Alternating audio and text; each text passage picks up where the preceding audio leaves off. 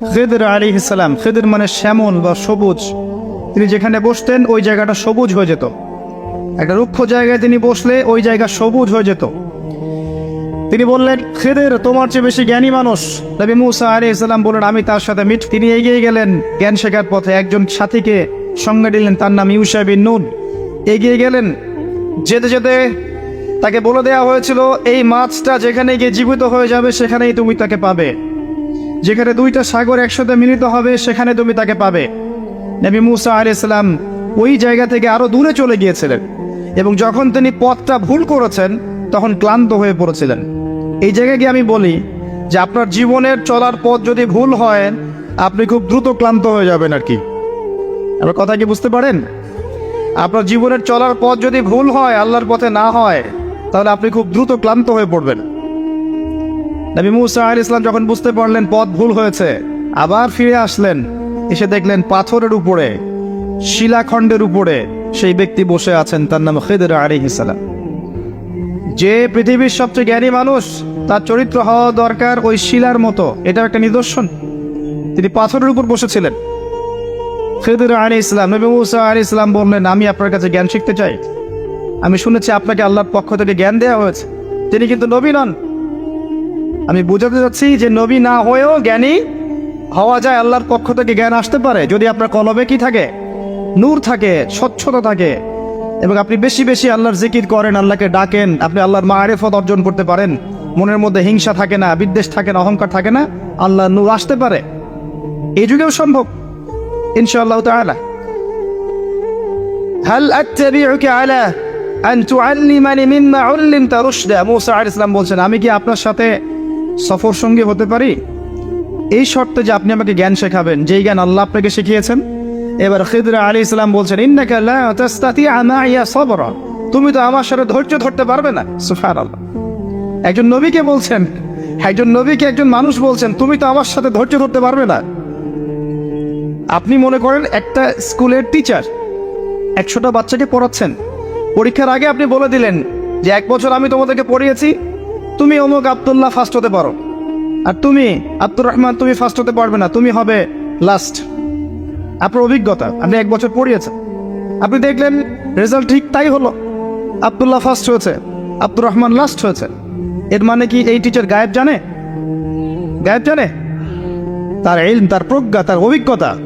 নবী মুসা আলাইহিস সালামকে বলছেন তিনি, খিদর আলাইহিস সালাম, ইন্নাকা লান তাস্তাতিআ মাইয়া সাবরা, তুমি আমার সাথে ধৈর্য ধরতে পারবে না। মানে গল্পের শেষে আপনি গিয়ে দেখবেন তিনি আসলেই ধৈর্য ধরতে পারেন নাই।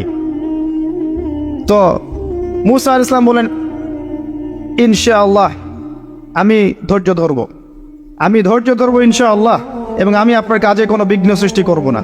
আচ্ছা ঠিক আছে, চলো। গল্প অনেক বড়, আমি সংক্ষেপে বলছি। 3টা ঘটনা ঘটেছে। একবার নৌকা ফুটা করে দিয়েছেন খিদর আলাইহিস সালাম, দ্বিতীয়বার একজন বালককে হত্যা করেছেন, আর তৃতীয়বার একটা দেয়ালকে নির্মাণ করেছেন, দেয়ালটা পড়ে গিয়েছিল, কোনো পারিশ্রমিক নেননি, ফ্রি অফ কস্ট দেয়াল নির্মাণ করেছেন।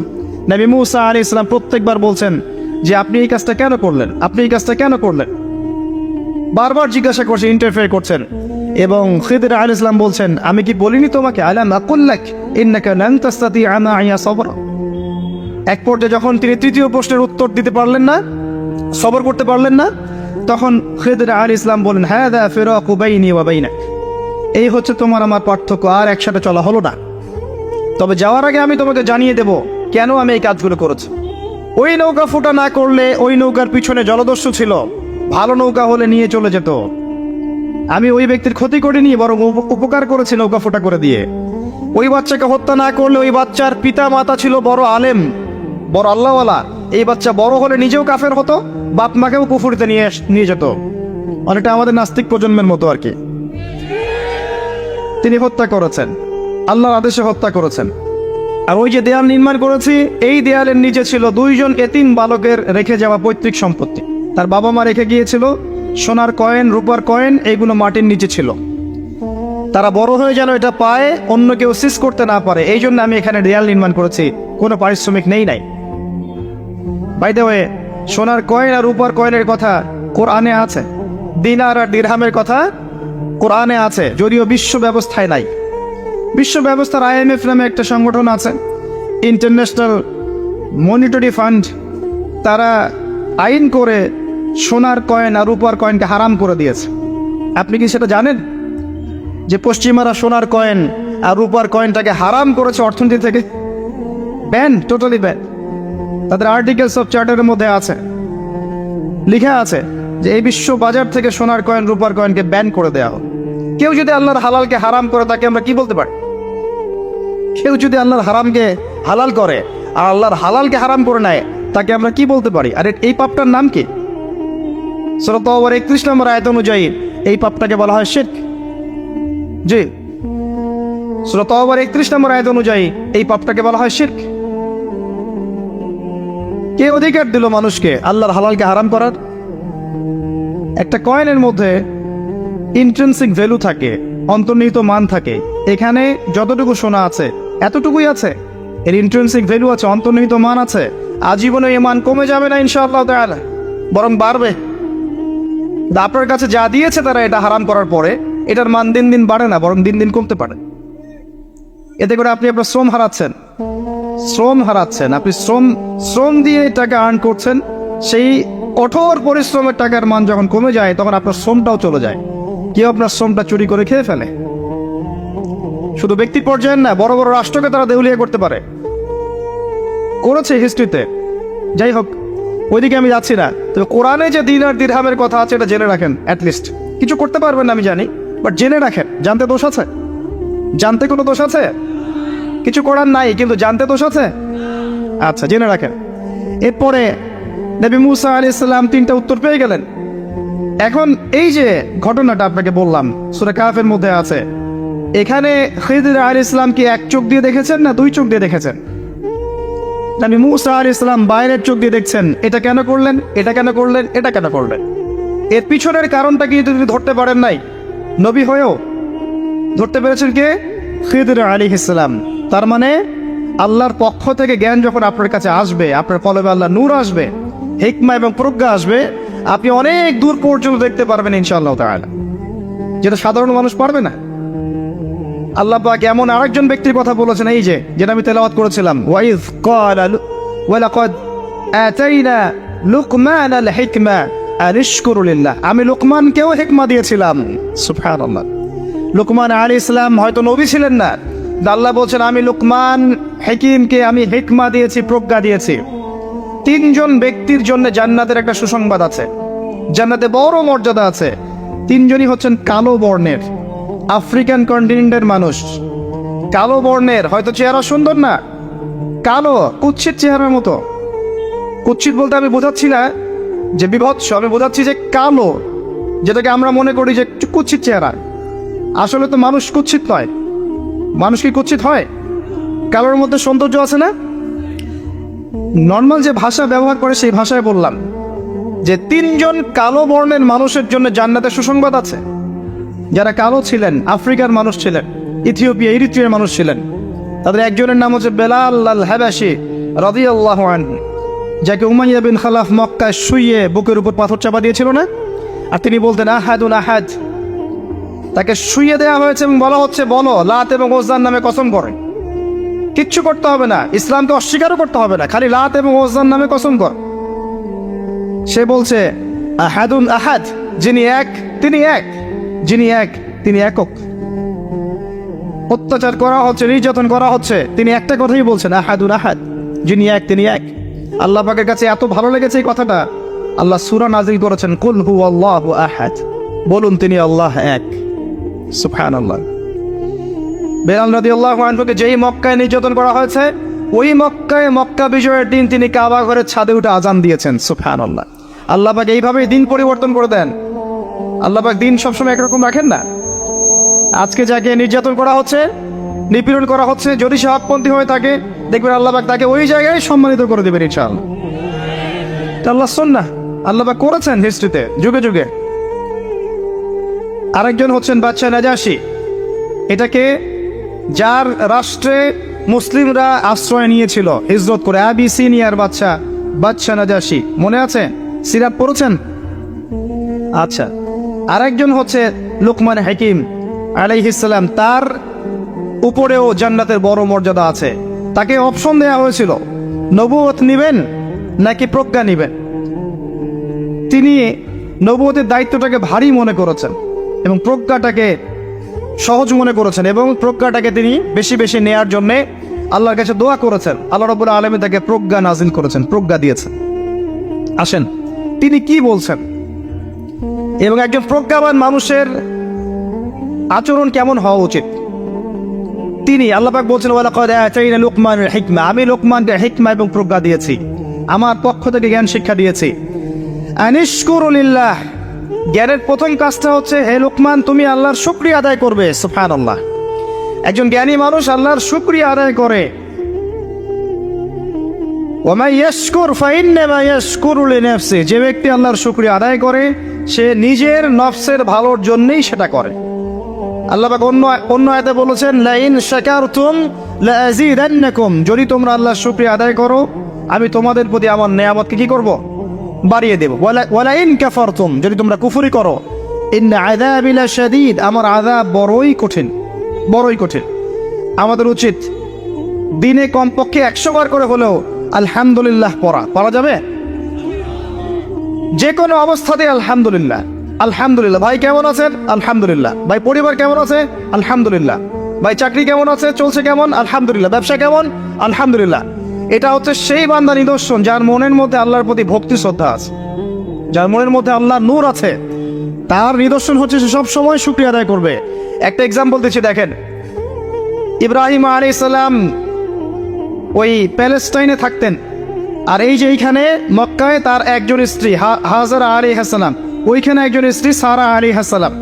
মনে আছে ঘটনা? আচ্ছা, তিনি আসলেন বাসায়, দরজা নক করছেন যে বাসায় কে আছে?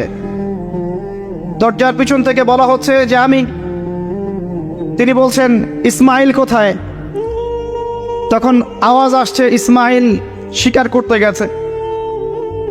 তারপরে তাকে বলা হচ্ছে তোমরা কেমন আছো, স্বামী স্ত্রী তোমরা কেমন আছো? তো স্ত্রী জবাব দিচ্ছে আমরা ভালো নাই, আমাদের ঘরে অনেক অভাব, আমাদের অনেকের স্ত্রীর মতো। আছে না এরকম? সারা জীবন করে যাবেন, একটা কথাই শুনবেন শেষ বয়সে গিয়ে, জীবনে কিছুই পাইলাম না তোমার কাছে। নিজের মাথার ঘাম পায়ে ফেলে করতেই থাকবেন, করতেই থাকবেন, করতেই থাকবেন, করতেই থাকবেন, কিন্তু আপনি শুনতেই থাকবেন, শুনতেই থাকবেন, কিছুই করলাম না, কিছুই পাইলাম না, কিছুই পাইলাম না। অমুক ভাবি কত ভালো আছে, অমুক কত ভালো আছে, অমুকের এত আছে, অমুকের তত আছে। সুবহানাল্লাহ, এটা আমাদেরই দোষ। কারণ বিয়ে করার সময় যারা দিনদারিতা না দেখে শ্বশুরের সম্পত্তি দেখবেন, সৌন্দর্যকে বেশি প্রাধান্য দিবেন, নিজের হারাম প্রেমকে বেশি প্রাধান্য দিবেন, নিজের ওই বংশমর্যাদা ইত্যাদি ইত্যাদিকে বেশি প্রাধান্য দিবেন, তখন তো আফসোস করতেই হবে, কিছু করার নাই। এই জন্যই তো নবী সাল্লাল্লাহু আলাইহি ওয়াসাল্লাম বলেছেন যে দিনদার স্ত্রীদেরকে দেখে বিয়ে করো, যার মধ্যে দিনের বুঝ আছে, জ্ঞান আছে, একে দেখে বিয়ে করো। তবে এখানেও একটা বিষয় আপনাকে সতর্ক করতে চাই যে প্রত্যেকটা বোরখার পিছনেই সঠিক দিনদারিতা থাকে না। অতএব এটা দেখেও ধোঁকা খাওয়ার কিছু নাই। দিনদারিতা আল্লাহর সাথে বান্দার মনের ব্যাপার। দিনের বেসিক কিছু প্রশ্নের মাধ্যমে আপনি তার উত্তর পেতে পারেন, দিনের বেসিক কিছু বুঝ আচরণ দেখে আপনি তার উত্তর পেতে পারেন, তার তাকওয়া দেখে আপনি উত্তর পেতে পারেন। একজন আমিরুল মুমিনিন খলিফা, তিনি রাত্রেবেলা জনগণের অভাব অনটন দেখেন। একদিন দেখতে দেখতে রাতে ক্লান্ত হয়ে পড়লেন, একটা দেয়ালের আড়ালে তিনি দাঁড়িয়ে বিশ্রাম নিচ্ছেন, বসে পড়েছেন। দেয়ালের পিছন থেকে তিনি আওয়াজ শুনছেন, মা আর মেয়ে কথাবার্তা বলছে।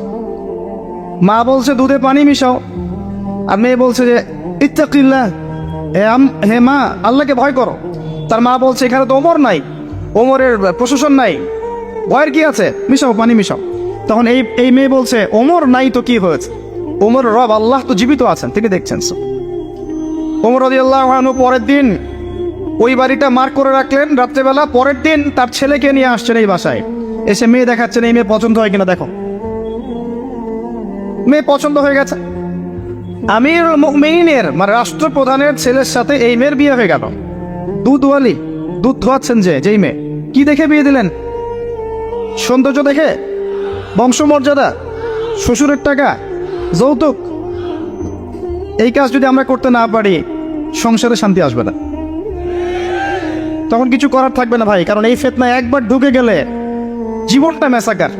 এগুলো ডিল করতেই দিন দিন অনেক চলে যাবে, দিনের ফিকির পরে দেখবেন পরিবার সামলাতেই সময় শেষ, দিন শেষ। মানসিকভাবে যদি আপনি ফ্রেশ না থাকেন, ভালো না থাকেন, সাউন্ড না থাকেন, আপনি দিনের জন্য কিন্তু কিছু করতে পারবেন না। আর পরিবারে যদি নেককার স্ত্রী না থাকে, আপনি মানসিকভাবে ভালো থাকবেন না, ভালো থাকবেন না, এটা প্র্যাকটিক্যাল কথা। তো ওই যে স্ত্রী বলছে আমরা ভালো নাই, ইসমাইল স্বীকার করতে গেছে আমরা ভালো নাই, একবেলা খাই একবেলা খেতে পারি না, ভালো নাই। ইব্রাহিম আলাইহিস সালাম বলছেন ঠিক আছে, ইসমাইল বাসায় আসলে ওকে বলো যে তার বাবা এসেছিল, আর তাকে বলো যে ঘরের চৌকাঠটা যেন পরিবর্তন করে। কথা কি বুঝতে পারছেন? ইসমাইল আলাইহিস সালাম আসলেন, একজন বৃদ্ধা লোক এসেছিল বাসায়, তোমার বাবা পরিচয় দিয়েছে। কি বলেছে? বলেছে যে ঘরের দরজা যেন পরিবর্তন করি। তখন তিনি বলছে তুমি কি এমন বলেছিলে যে যার কারণে এই কথাটা বলেছে? তো তিনি বলছেন আমি বলেছি আমরা ভালো নাই, আমরা অভাবে আছি, তুমি শিকারে গেছো ইত্যাদি। তখন তিনি বলছেন তুমি ভুল করেছো, তিনি আমার বাবা ছিলেন, তিনি একজন নবী, তিনি ইনডাইরেক্টলি আমাকে বলেছেন আমি যেন তোমাকে তালাক দেই। এক কথায় তালাক হতে পারে? দিনদারিতা না থাকলে তালাক দেওয়া যায়। যদি ধৈর্য ধরতে ধরতে ধরতে ধরতে আপনি অতিষ্ঠ হয়ে যান, দিনের ব্যাপারে আর কম্প্রোমাইজ করতে পারেন না, সেক্ষেত্রে তালাক একটা অপশন আছে, এটা খারাপ নয়, যদিও এটা মন্দের ভালো একটা অপশন, কিন্তু সবর করতে উৎসাহিত করা হয়েছে। সবর করতে করতে করতে করতে যদি ভিতরটা পরিবর্তন না হয়, এরকম আল্লাহর প্রতি অকৃতজ্ঞ মানুষকে নিয়ে আপনি সারা জীবন চলতে পারবেন না। দিনের পথে চলতে গিয়ে যারা প্রতিবন্ধকতা স্বীকার করে, তাদেরকে নিয়ে আপনি আল্লাহর পথে দাওয়াত এবং মুজাহাদার মেহনত করতে পারবেন না। এই জায়গায় গিয়ে অনেক সময় এক্সট্রিম ডিসিশন নিতে হতে পারে, এটা ইসলাম কিন্তু অপশন রেখেছে আপনার জন্য, আমি উৎসাহিত করছি না, অপশন রেখেছে। এরপরে আবার তিনি আসলেন অনেক বছর পর, এসে আবার নক করলেন যে আসসালামু আলাইকুম। ওয়ালাইকুম সালাম, ইসমাইল কোথায়? স্বীকার করতে গেছে। তোমরা কেমন আছো? আলহামদুলিল্লাহ আমরা অনেক ভালো আছি। ঠিক আছে, ইসমাইল বাসায় আসলে তাকে বলো ঘরের চৌকাঠটা যেন যত্ন করে আদর করে মহব্বত করে রাখে। কথা বুঝতে পারছেন? এবার ইসমাইল আলাইহিস সালাম আসলেন বাসায়, তার স্ত্রী জিজ্ঞাসা করছে, একজন বৃদ্ধা এসেছিলেন, তোমার বাবা পরিচয় দিয়েছেন, কি বলেছে? বলেছে আমি যেন ঘরের চৌকাঠটা তুমি যেন অটুট রাখো, বহাল রাখো। তুমি কি বলেছো? আমি বলেছি আমরা অনেক ভালো আছি। তখন তিনি বলছেন আমার বাবা তোমাকে অনেক পছন্দ করেছেন, তোমাকে নিয়ে আমাকে সংসার করতে বলেছে। এই হলো অবস্থা। শুকরিয়া আদায় যারা করতে পারবে না, তাদেরকে নিয়ে চলা মুশকিল। লোকমান হাকিম, যাকে প্রজ্ঞা দেওয়া হয়েছে, তাকেও আল্লাহ পাক আদেশ করছেন তুমি আল্লাহর শুকরিয়া আদায় করো। যে ব্যক্তি আল্লাহর শুকরিয়া আদায় করে কৃতজ্ঞতা প্রকাশ করে, যে কোনো হালতেই বলতে পারে আল্লাহ আলহামদুলিল্লাহ আমি ভালো আছি। এবং আল্লাহ রাসূল সাল্লাল্লাহু আলাইহি ওয়াসাল্লাম বলেছেন কখনো উঁচু স্তরের লোকদের দিকে তাকাবে না। যার উঁচু বাড়ি আছে, তোমার চেয়ে উঁচু বাড়ি আছে, তোমার চেয়ে বড় গাড়ি আছে, তোমার চেয়ে বেশি টাকা আর্ন করে, ওদের দিকে দেখবে না, ওদের দিকে চোখ দিও না, বরং তোমার চেয়ে নিচে যারা আছে, দরিদ্র যারা, তোমার চেয়ে যারা দরিদ্র, ওদের দিকে তাকাও। তাহলে তুমি আল্লাহর নিয়ামতের শুকরিয়া আদায় করতে পারবে ইনশাআল্লাহ তাআলা। আমরা যদি হসপিটালে যাই, শুকরিয়া আদায় করতে পারবো না? যে যে হাজার হাজার মানুষ শুয়ে আছে, কারো ক্যান্সার, কারো ডায়াবেটিস, কারো অমুক, কারো তমুক, কারো অ্যাক্সিডেন্ট, কারো এইটা সেইটা, কারো ব্রেন টিউমার, কারো হার্টের সমস্যা, কত সমস্যা, কেউ হাঁটতে পারে না, কেউ বসতে পারে না, কেউ শুইতে পারে না, কেউ শুইলে ঘুমাতে পারে না। আমরা ভালো আছি না? আলহামদুলিল্লাহ, কৃতজ্ঞতা। যখন আপনি আপনার চেয়ে বিপন্ন কোনো মানুষকে দেখবেন, দেখে যদি এই দোয়াটা পড়েন আলহামদুলিল্লাহিল্লাযী আফানি মিম্মা ইবতালাকা বিহি ওয়া ফাদ্দালানি আলা কাসীরিম মিম্মান খালাকা তাফদীলা, আল্লাহর শুকরিয়া আদায় করছি যে আল্লাহ তোমাকে যে বিষয় দিয়ে পরীক্ষা করেছেন, আমাকে তার থেকে নিরাপদ রেখেছেন, এবং হাজার মানুষের চাইতে আল্লাহ পাক আমাকে উত্তম জায়গায় রেখেছেন, ভালো রেখেছেন। এই দোয়াটা যে ব্যক্তি পড়বে, ওই বিপদ তাকে স্পর্শ করবে না ইনশাআল্লাহ। এভাবে আপনি আল্লাহর শুকরিয়া আদায় করতে পারেন। আর আল্লাহ পাকের শুকরিয়া আদায় করার সবচাইতে বড় নিদর্শন হচ্ছে আপনি আল্লাহর আদেশ নিষেধ মেনে চলছেন কিনা। যে ব্যক্তি আল্লাহর আদেশ এবং নিষেধকে মেনে চলছে, এ ব্যক্তি প্রকৃতপক্ষে আল্লাহ শুকরিয়া আদায় করছে, তাই নয় কি? খালি মুখে যদি বলি আমি আল্লাহ শুকরিয়া আদায় করি, নামাজ নাই, সওম নাই, যাকাত নাই, কিচ্ছু নাই, মুখে মুখে বলছি আমি আল্লাহকে অনেক ভালোবাসি, এই ভালোবাসার দাম আছে? আল্লাহ পাক কি বলেছেন? যে তোমরা যদি আল্লাহর ভালোবাসা পেতে চাও, কুল ইন কুনতুম তুহিব্বুনাল্লাহ ফাত্তাবিউনি, আমার অনুসরণ করো। কার অনুসরণ? মুহাম্মদ সাল্লাল্লাহু আলাইহি ওয়াসাল্লামের অনুসরণ করো, তার সুন্নাহ মাফিক জীবন করো, ইনশাআল্লাহ আল্লাহ পাক তোমাদেরকে মাফ করে দিবেন, আল্লাহও তোমাদেরকে ভালোবাসবেন ইনশাআল্লাহ। লুকমান আলাইহিস সালামকে আমি আলাইহিস সালাম বলছি এই অর্থে তার উপর শান্তি বর্ষিত হোক, এই অর্থে বলছি। এরপর পরের আয়াতে লুকমান আলাইহিস সালাম, লুকমান হাকিম, তিনি বলছেন ওয়াইজ ক্বালা লুকমান লিবনিহি, তার সাথে তার সন্তানের একটা কনভারসেশন হচ্ছে, এটা ভালো করে শোনেন, তার সাথে তার সন্তানের একটা কনভারসেশন হচ্ছে। তিনি তার সন্তানকে কিছু নসিহত করছেন, ওয়াজ করছেন, যেই নসিহতগুলো আল্লাহ পাকের কাছে এত ভালো লেগেছে, আল্লাহ পাক কুরআনুল কারীমের মতো কিতাবে সেটাকে নিয়ে এসেছে। কিয়ামত পর্যন্ত এটা থাকবে ইনশাআল্লাহ, কিয়ামত পর্যন্ত একজন বাবা একজন ছেলের এই কনভারসেশন থাকবে ইনশাআল্লাহ। আমরা তো মনে করি সন্তানকে মানুষ করবে তার মা, এখানে আমরা দেখছি সন্তানকে নসিহত করছেন তার বাবা। আমরা ইউসুফ আলাইহিস সালামের ক্ষেত্রেও সেটাই দেখেছি যে সন্তানকে নসিহত করছেন তার বাবা। আমরা কোরআন ঘাটলে দেখি যে বাবা সন্তানকে নসিহত করেন, মা নসিহত কম করেন। জি, ইব্রাহিম আলাইহিস সালাম কথা বলছেন তার সন্তানের সাথে, ইউসুফ আলাইহিস সালামের সাথে তার বাবা কথা বলছেন, লুকমান আলাইহিস সালামের সাথে তার সন্তান কথোপকথন হচ্ছে। তাহলে কোরআন দেখাচ্ছে বাপ কা বেটা, বাপ যেমন সন্তান তেমন। বাপ হবে সন্তানের রিয়েল গার্ডিয়ান, মা তাকে মানুষ করবে, ইলম প্রজ্ঞা বাস্তবতা শেখাবে কে? বাবা। আর আমাদের বাবারা এখন মানি মেকিং মেশিন, তারা খালি টাকা আর্ন করার মেশিন। সকাল 10টায় বেরাবে, আবার রাত 10টায় আসবে। সন্তানের সাথে বাবার কোনো মিল মহব্বত নাই, দেখাশোনাই নাই। এটা ঠিক নয়। সন্তানকে মানুষ করতে হবে বাবাকে, তাকে প্যারেন্টিং শেখাতে হবে। আমাদের বাবাদেরকে প্যারেন্টিং শেখাতে হবে, মাদেরকেও শেখাতে হবে। আসেন আমরা এখান থেকে দেখব কিভাবে তিনি তার সন্তানকে নসিহত করছেন। এই নসিহত শুধু সন্তানের জন্য নয়, প্রত্যেকটা মানুষের জন্যই। আমরা এই নসিহতগুলোর মধ্য দিয়ে আমাদের লেকচারের ইতি টানবো ইনশাআল্লাহ তাআলা। আসুন, ওয়াইজ ক্বালা লুকমান লিবনিহি, যখন লুকমান হাকিম তার সন্তানকে বলেছিলেন, কি বলেছেন? ইয়া বুনাই, আদর করে বলছেন, হে আমার সন্তান, বাবা শোনো, লা তুশরিক বিল্লাহ। প্রথম নসিহত কি? আল্লাহর সাথে শিরিক করো না। লা তুশরিক বিল্লাহ, আল্লাহর সাথে শিরিক করো না। আমরা আমাদের সন্তানকে প্রথম কি শিখাই? Humpty Dumpty sat on a wall. আমরা শিখাই Jack and Jill went up the hill. আমরাও শিখেছি। জ্যাক একটা ছেলের নাম, জিল একটা মেয়ের নাম, ওয়েন্ট আপ দ্য হিল আপনাদের পাহাড়ে চলে গেল, বান্দরবনের পাহাড়ের কোনায় চলে গেল একটা ছেলে একটা মেয়ে। তারপর কোনায় গিয়ে কি করলো সেটা আপনারাই বোঝেন। তা আমরা ছোটবেলা থেকে বাচ্চাকে শিখাই Jack and Jill went up the hill. কি বুঝলেন? প্রত্যেকটা ক্ষেত্রে সমস্যা। আপনি শরিয়াতে কি শিখাচ্ছেন? আমটি আপনি খাবেন পেরে? কার গাছের আম আপনি পেরে খাবেন? যাত্রার গাছের আম আপনি পেরে খাইতে পারবেন? শুরুতে অজগর আসছে তেরে, সন্তানকে ভয় দেখে, অজগর তেরে আসছে। ওই বাচ্চা অজগরের কি বোঝে? শরিয়তে অজগর আসছে তেরে, ভয়, আগে ভয় শেখানো হচ্ছে। শরিয়তে অজগর আসছে তেরে, ভয়, আপনি ভয় পাচ্ছেন, বাচ্চা ভয় পাচ্ছে, রাত্রে ঘুমের স্বপ্ন দেখবে অজগর তেরে আসছে। হ্যাঁ, আপনি বাচ্চার সাথে যে কথোপকথনগুলো করবেন রাত্রে, সেগুলো সে স্বপ্ন দেখতে পারে। শরিয়াতে আপনি শিখাচ্ছেন আমটি খাবো পরে, কার গাছের আম পেরে খাবেন? গাছকে আপনার? যাত্রার গাছের আম পেরে খাবে সে? চুরি করা শিখলো সে। এই তো হচ্ছে এখানে শাব্দিকভাবে পরিবর্তন না আনতে পারলে, নৈতিকতা না ঢুকাতে পারলে সমস্যা তো। আর কালচার এভাবেই চলছে কেন? কেউ এগুলো নিয়ে মাথা ঘামায় না কেন? সুবহানাল্লাহ, বই পুস্তক এখন টোটালি চেঞ্জ হয়ে যায়, দিন দিন চেঞ্জ হচ্ছে। দেখবেন আগে আমরা অনেকগুলো নজরুলের কবিতা পড়তাম, কবিতা নাই, আস্তে আস্তে আস্তে আস্তে ভ্যানিশ।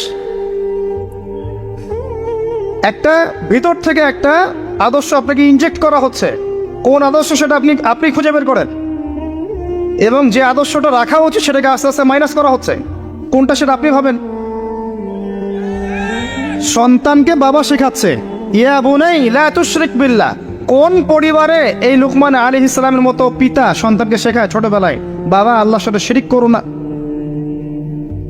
এটা একটা জায়গায় সম্ভব যারা ইসলামিক লাইনে পড়াশোনা করছেন, মাদ্রাসায় পড়াশোনা করছে। আর এখানে আমরা এমনভাবে তাকাই এদের দিকে যে এরা সমাজের সবচেয়ে নোংরা কিট নাকি? নাউযুবিল্লাহ। তো দেখেন, আমরা আরও শেখাই বাবা তোমাকে বড় হতে হবে, নিজের পায়ে দাঁড়াতে হবে, বৃদ্ধ বয়সে বাবাকে দেখতে হবে, মাকে দেখতে হবে, প্রতিষ্ঠিত হতে হবে। আগে আমরা বাচ্চাদেরকে এগুলো শেখাই। আর লুকমান হাকিম তার সন্তানকে শেখাচ্ছেন প্যারেন্টিং। দেখেন, ইসলামিক প্যারেন্টিং, যে প্যারেন্টিংটা আল্লাহ পাক কবুল করেছেন, কোরআনে নাজিল করেছেন, কিয়ামত পর্যন্ত থাকবে ইনশাআল্লাহ। বাবা, আল্লাহর সাথে শিরিক করো না। আগে সন্তানকে শেখান শিরিক কি জিনিস, তাওহীদ কি জিনিস। তখন বাবা সন্তান প্রশ্ন করবে, বাবা শিরিক কি? তখন আপনি আস্তে আস্তে ওর বুঝ অনুযায়ী ওকে বলবেন। ওর বয়স যদি 5 বছর হয় একটা কথা বলবেন, 10 বছর হলে আরও বেশি বোঝাবেন, 15 হলে আরও বেশি বোঝাবেন। যখন ম্যাচুরিটি যেমন তেমনি বোঝাবেন। যদি ম্যাচুরিটি হয়ে যায় আপনি বোঝাবেন যে বাবা শোনো, শিরিক মোটামুটি 3 রকম হয়ে থাকে। মানুষ কথায় শিরিক করে, কাজে শিরিক করে, এবং মানুষ বিশ্বাসে শিরিক করে। যেমন কেউ যদি মনে করে বাবা যে আল্লাহ বলতে কেউ নাই, তাহলে শিরক হবে। কেউ যদি মনে করে সৃষ্টিকর্তা আল্লাহ না অন্য কেউ, তাহলে শিরক হবে। কেউ যদি মনে করে যে আল্লাহ পাশাপাশি আরও সৃষ্টিকর্তা আছে, তাহলে শিরক হবে।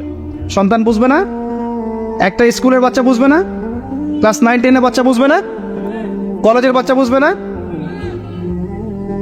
একদম ছোট বাচ্চা কিছুই বোঝে না, ওকে বোঝানো যায় না আল্লাহ তোমাকে সৃষ্টি করেছেন, আল্লাহ ছাড়া কেউ নাই সৃষ্টিকর্তা। আল্লাহ তোমাকে সৃষ্টি করেছেন হয়তো বুঝবে না, আল্লাহ তোমাকে বানিয়েছেন ও বুঝবে না। আল্লাহ তোমাকে বানিয়েছেন, এই দেখো বাবা বাড়িটা আমরা বানিয়েছি, তোমার বাড়ি আমাদের বাড়ি আমরা বানিয়েছি, ও বুঝবে না। আল্লাহ তোমাকে বানিয়েছেন, তুমি মায়ের পেটে ছিলে, সেখান থেকে আল্লাহ তোমাকে দুনিয়ায় নিয়ে এসেছেন, বুঝবে না। বাচ্চাদের একটা ফিলোসফি থাকে, বাচ্চারা অনেক কিছু বোঝে, জানেন, বাচ্চারা অনেক কিছু বোঝে। একটা বাচ্চাকে আপনি বলেন প্যান্টটা খোলো তো, ও খুলবে না জীবনেও। একটা বাচ্চাকে বলেন এই তোমার প্যান্টটা খোলো, দেখি তুমি মুসলমানি করেছো কিনা। আমরা মজা করি না ছোটবেলায়, বাচ্চারা খুলতে চায় না, কারণ এই যে লজ্জাশীলতা আল্লাহ পাক দিয়ে তাকে পৃথিবীতে পাঠিয়েছেন।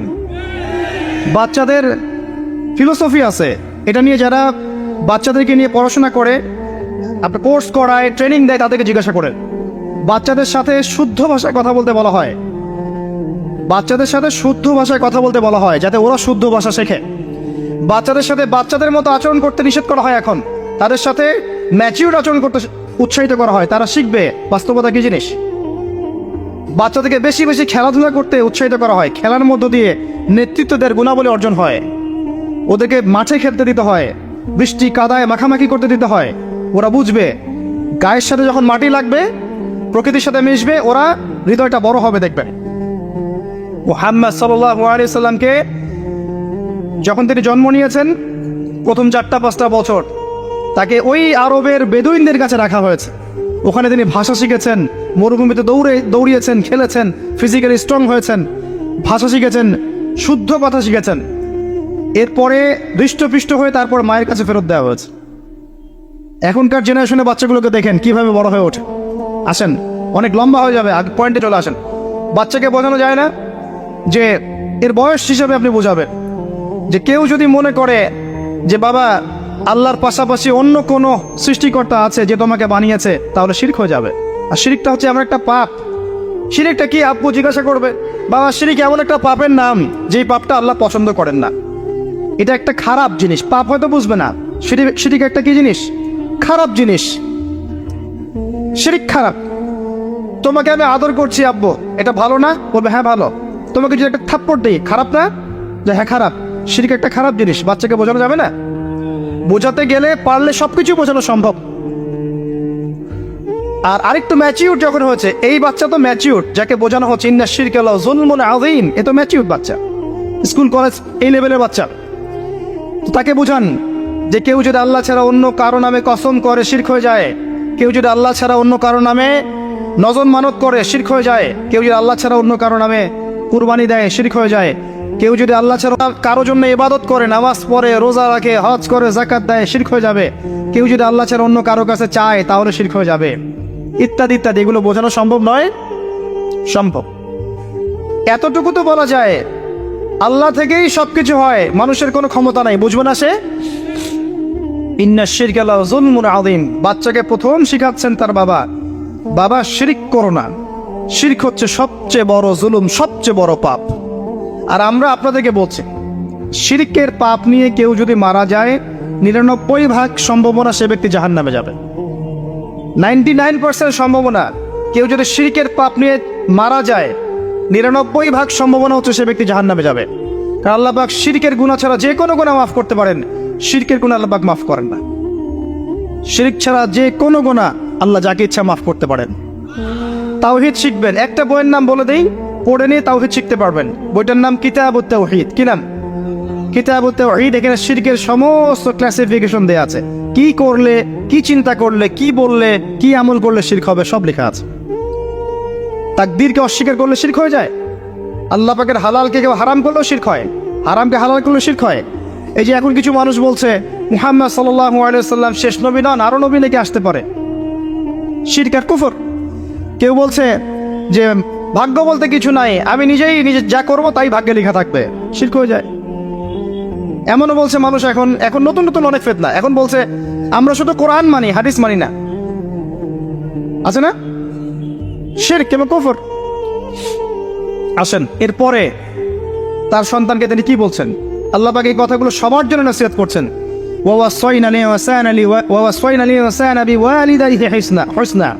এরপর আল্লাহ পাক বলছেন মানুষকে আদেশ করা হচ্ছে যেন মানুষ তার পিতা মাতার সাথে সুন্দর আচরণ করে।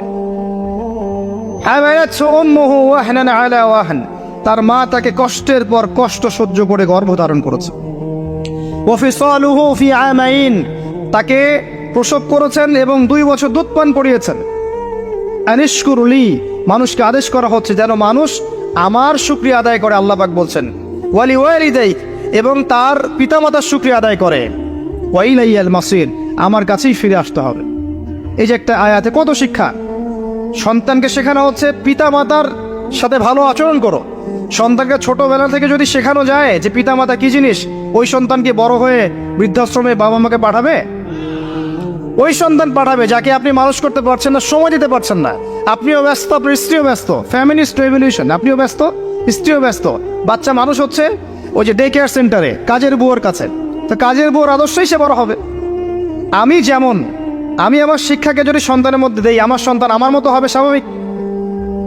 আমার শিক্ষা না পেয়ে যদি অন্য কারো শিক্ষা সে পায়, তাহলে তার মতো হতে পারে, এটাই স্বাভাবিক। আপনি আপনার জায়গা থেকে চেষ্টা করলেন, ভবিষ্যতে গিয়ে আমাদের অবর্তমানে সন্তান কোন পথে যাবে আমরা জানি না। জানি নূহ আলাইহিস সালামের সন্তান বিপদগামী হয় নাই? হয়েছে, এটা পরের ব্যাপার। আমরা তো আমার জায়গা থেকে চেষ্টা করবো না? সন্তানকে শেখানো হচ্ছে পিতামাতার সাথে ভক্তি শ্রদ্ধা করে চলো, কারণ তোমার মা তোমাকে কষ্টের পর কষ্ট সহ্য করে জন্ম দিয়েছেন। মায়ের প্রসব বেদনার একটা মোমেন্ট, একটা সেকেন্ড আমরা শোধ করতে পারবো? মায়ের দুধের 1 ফোঁটা দুধের দাম শোধ করতে পারবো? আজকে সেই মাকে দেখেন বৃদ্ধাশ্রমে রেখে আসে, সেই মাকে দেখেন মার্ডার করছে সন্তান সম্পত্তির জন্যে, করছে না? এগুলো কি নতুন কথা না? অহরহ হচ্ছে এগুলো এখন। এবং আপনি এখানে পিতামাতারও দোষ এড়াতে পারেন না। যখন পিতামাতা সন্তানকে ইসলামিক আদর্শে বড় না করে ওই অন্যান্য বস্তুবাদী আদর্শে বড় করেছে, তখন সন্তান বড় হয়ে এমন বিপদগামী হয়েছে। এখানে পিতামাতারও দোষ আছে। আল্লাহ পাক আমাদেরকে বোঝার তৌফিক দান করেন। আল্লাহ পাক এরপরে আবারও বলছেন আমার শুকরিয়া আদায় করো, তোমার পিতামাতারও শুকরিয়া আদায় করো। মনে রেখো আমার কাছেই তোমাদেরকে ফিরে আসতে হবে। একটা দোয়া আল্লাহ শিখিয়ে দিয়েছেন অন্য একটা সূরার মধ্যে, যে যখন তোমাদের পিতামাতা বৃদ্ধ বয়সে চলে যাবে, তাদের সাথে এমন আচরণ করো যে উফ শব্দটা পর্যন্ত তাদেরকে বলো না। উফ শব্দটাও বলো না, বিরক্তি ভরে উফ শব্দটিও করো না। কোন সূরায় আছে? সূরা বনী ইসরাঈলের মধ্যে আছে।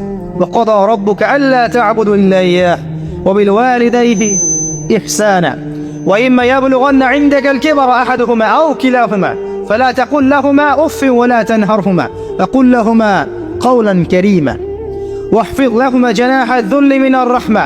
তাদের জন্য ভালোবাসার এই বাহু প্রশস্ত করে দাও। ওয়াকুর রব্বির হামহুমা কামা রব্বায়ানি সগীরা। আমরা এই দোয়াগুলো করব পিতামাতার জন্য। আল্লাহ পাক তৌফিক দান করুন। যাদের পিতামাতা নাই তারা জানে মা কি জিনিস আর বাবা কি জিনিস। আরেকটা হাদিস বলে আপনাকে অন্যদিকে যাচ্ছি। নবী সাল্লাল্লাহু আলাইহি ওয়াসাল্লাম বলেছেন 3 ব্যক্তির জন্য ধ্বংস, তার মধ্যে এক ব্যক্তি হচ্ছে সেই ব্যক্তি যে ব্যক্তি রমজান মাসকে পেয়েছে নিজের আমল করে গুনাহ মাফ করাতে পারে নাই। 2 নম্বর সেই ব্যক্তি যে ব্যক্তি বৃদ্ধ পিতামাতাকে পেয়েছে, দুজনের একজনকে পেয়েছে বা দুজনকে পেয়েছে, তাদের খেদমত করে জান্নাত লাভ করতে পারে নাই। আর 3 নম্বর সেই ব্যক্তি যার সামনে নবীর নাম উচ্চারণ করা হয়, নাম শুনে সে দরুদ পড়ে না, সাল্লাল্লাহু আলাইহি ওয়াসাল্লাম বলে না। এখানে আছে পিতামাতাকে পেয়েছেন, তাদের খেদমত করে জান্নাত লাভ করতে পারছি না, আমার জন্য ধ্বংস, বলুন নাউযুবিল্লাহ। আসুন এরপরে তিনি কি বললেন? এরপর তিনি আরো নসিহত করছেন। তিনি বলছেন وإن جاهداك على أن تشرك بي ما ليس لك به علم فلا تطعهما وصاحبهما في الدنيا معروفا واتبع سبيل من أناب إلي ثم إلي مرجعكم فأنبئكم بما كنتم تعملون আল্লাহ পাক বলছেন এরপরে আরো নসিহত করছেন তিনি সন্তানকে কি এই পিতামাতাও যদি তোমাকে শিরিক করতে বলে কি করতে বলে ওই যে বললাম সবচেয়ে বড় পাপ কি শিরক এই পিতামাতাও ভালোবাসার মহব্বতের সম্মানের শ্রদ্ধার পিতামাতাও যদি তোমাকে আমার সাথে শিরিক করতে বলে ফালা তুতিউহুমা তাদের আনুগত্য করবে না আল্লাহর সাথে কোনো ছাড় আছে এই পিতামাতার মর্যাদা আল্লাহ এবং তার রাসূলের পরে সেই পিতামাতাও যদি তোমাকে শিরিক করতে বলে তাদের কথা শুনবে না শুনবে না কিন্তু ওয়াসাহিবুহুমা ফিদ দুনিয়া মারুফা এই দুনিয়াতে তাদের সাথে ভালো আচরণ করো এই দুনিয়াতে তাদের সাথে ভালো আচরণ করো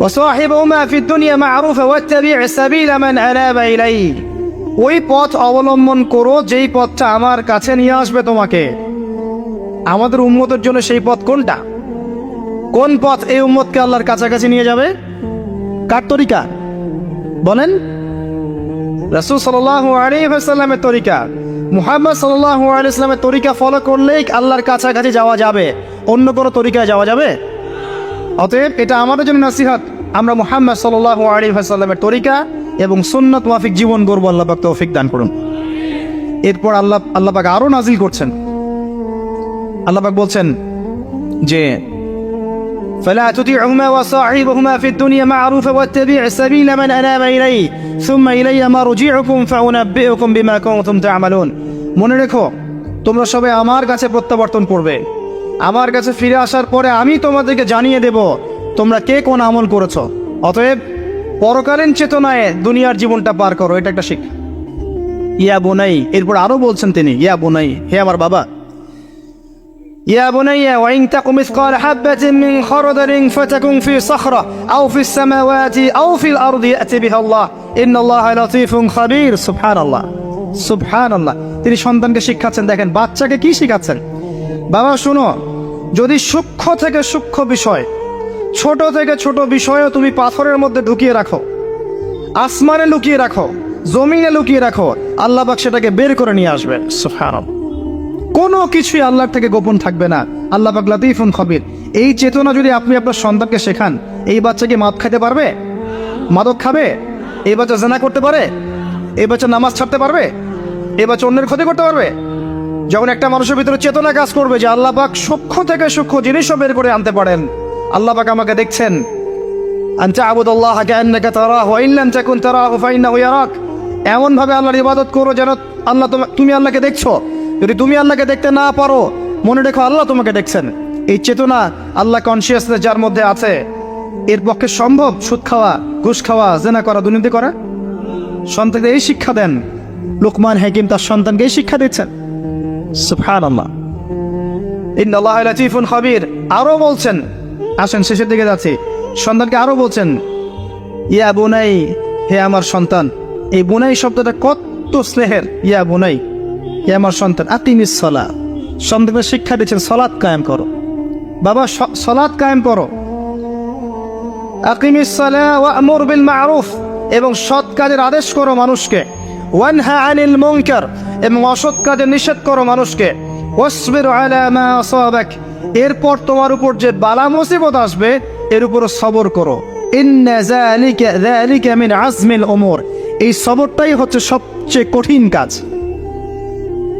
কি বললেন সন্তানকে সালাত কায়েম করো আমরা কি আমাদের বাচ্চাদেরকে সালাত শেখাই আমরা শেখাই বাবা ব্যাগটা ঘাড়ে নাও চলো 30টা বছর এভাবে পড়ো 30 বছর পড়ার পরে হুজুর ফরজ কয়টা জিজ্ঞাসা করেন বলতে পারে না 30 বছর পর আপনি জিজ্ঞাসা করেন নবীর স্ত্রীদের নাম কি বলতে পারে না নামাজের আরকান কয়টা ইত্যাদি ইত্যাদি কিছু বলতে পারে না ডক্টরেট করে এসেছে বাইরে থেকে ডিগ্রি সার্টিফিকেট নিয়ে এসেছে ইসলামের বেসিক পিলার ঈমান ভঙ্গের 10 কারণ বলতে পারবে না তো এই হচ্ছে অবস্থা কিন্তু তিনি সন্তানকে শেখাচ্ছেন কি বাবা সালাত কায়েম করো সালাত পড়ো বলছেন না সালাত কায়েম করো তুমি নিজে পড়ো তোমার সাধ্য অনুযায়ী প্রতিষ্ঠা করো সালাত কায়েমের সাথে মানুষকে সৎ কাজের আদেশ করো সুন্নত মাফিক চলতে বলো সত্য কথা বলতে বলো আল্লাহ আনুগত্য করতে বলো রাসূল আনুগত্য করতে বলো যত ভালো কাজ আছে কোরআন তেলাওয়াত করতে বলো মানুষকে হালাল পথে থাকতে বলো, মানুষকে তাসবিহ তাহলিল করতে বলো, আল্লাহর নৈকট্য অর্জন করতে বলো, মানুষকে সৎ কাজগুলোর আদেশ করতে থাকো।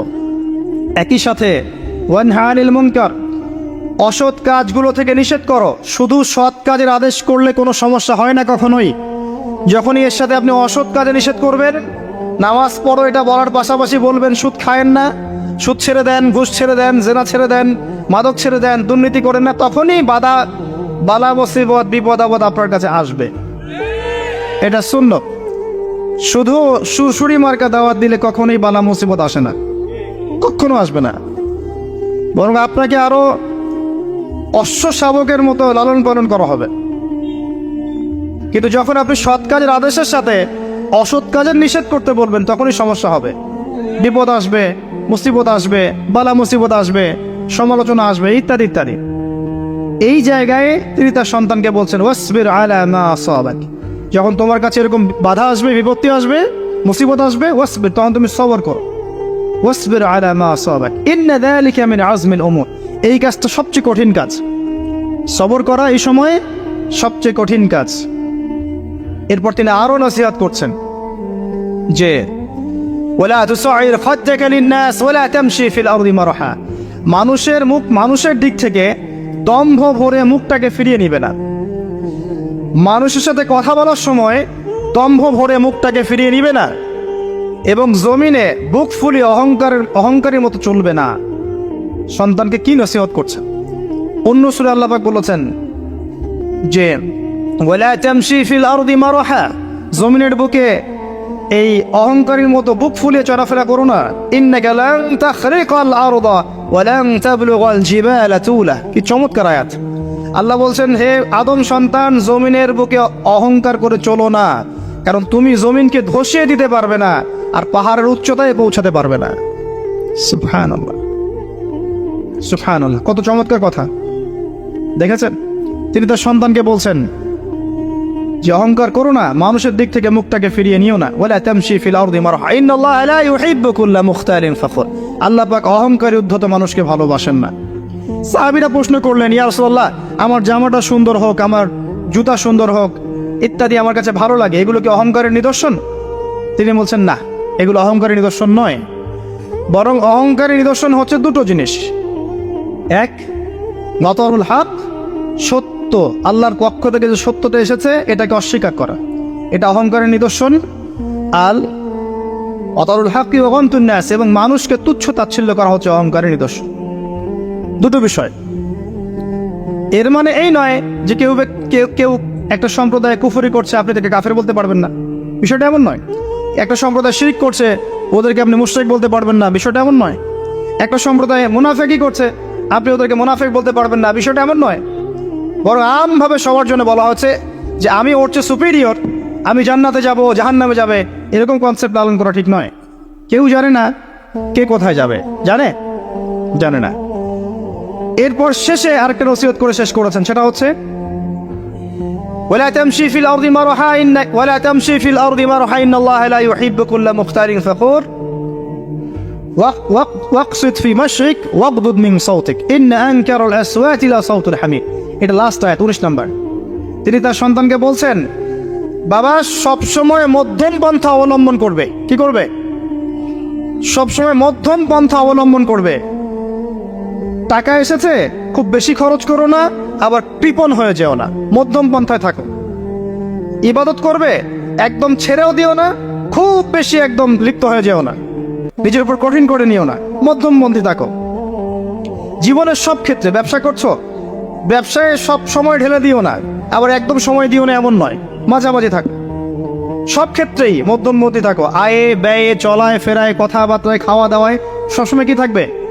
মধ্যমপন্থী থাকবে। আর আমরা তো মধ্যমপন্থী উম্মত। ওয়া কাযালিকা জাআলনাকুম উম্মাতান ওয়াসাতা লিতাকুনু শুহাদা আলান নাস, এজন্যই এভাবেই আমি তোমাদেরকে মধ্যমপন্থী উম্মত করেছি, যাতে মানব জাতির উপর আমরা সাক্ষী হতে পারি। বাবা সবসময় মধ্যমপন্থী থেকো, এবং গলার ভয়েস নিচু রেখো। গলার ভয়েস কি করো? নিচু রেখো, কারণ সবচাইতে নিকৃষ্ট কণ্ঠস্বর হচ্ছে গাধার কণ্ঠস্বর, আর গাধা অনেক জোরে চিৎকার করে। এই বলে তিনি সন্তানকে নসিহত শেষ করেছেন। তাফসীরের গ্রন্থে